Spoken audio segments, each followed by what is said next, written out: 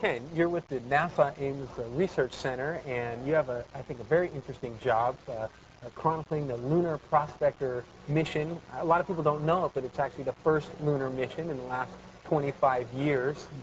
What are some of the things you're chronicling on this mission, and what it really is the mission all about?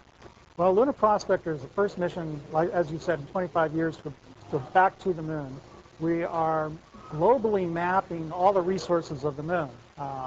We're finding minerals, elements, gases, lunar ice, which we've just discovered, various other things. So you guys are actually taking photos of these things, or how does it work? We have no cameras. We have, the scientific instruments are 3 spectrometers, a magnetometer, electron reflectometer, and we're also doing a gravity experiment with the radio. Okay, so you're actually getting data back, and that's being recorded and being figured out. And you mentioned you guys found ice on the moon. Right. This was something I think people didn't know existed before. How did you find it, and what does it really mean? Well, there was a Department of Defense satellite, Clementine, that went there about 5 years ago, and there was a hint that there might have been ice at the poles. This is the first hint that there might be ice on the moon. And we specifically were looking at the poles in darkened craters who are perpetually in shadow to see if we could find this ice. Now, what is this? A lot of ice? Are we talking big fields of ice, mountains? What? Well, it sounds like a lot. Right. There's something like on the order of 50 to 100 million tons, metric tons of ice. Sounds like a lot. But these are very, very tiny ice crystals mixed into the dirt, and you couldn't see it if you looked at it. Okay. So it's very, very... no skiing or anything like that on the skiing. moon right now. Now, this site has a ton of information on it. I think you had mentioned to me that it's actually, you'd like it to be one of the largest archives of moon or lunar-related information. What else is on there that you think is really sort of special?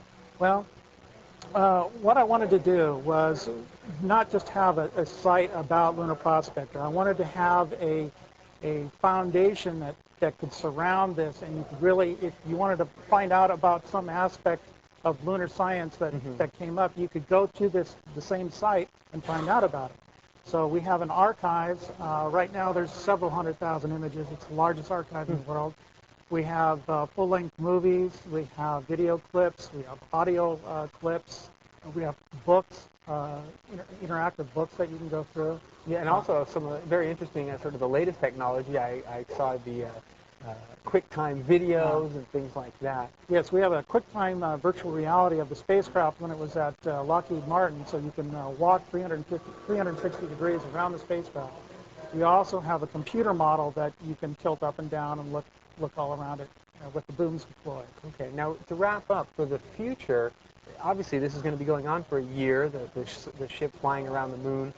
What other things can people track as they happen in real time? Okay, well, right now you can actually see the data coming back for the science instruments, all the spectrometers and etc. You can also monitor the spacecraft health when they fire a thruster to stabilize the orbit. You can see the thruster temperature go up.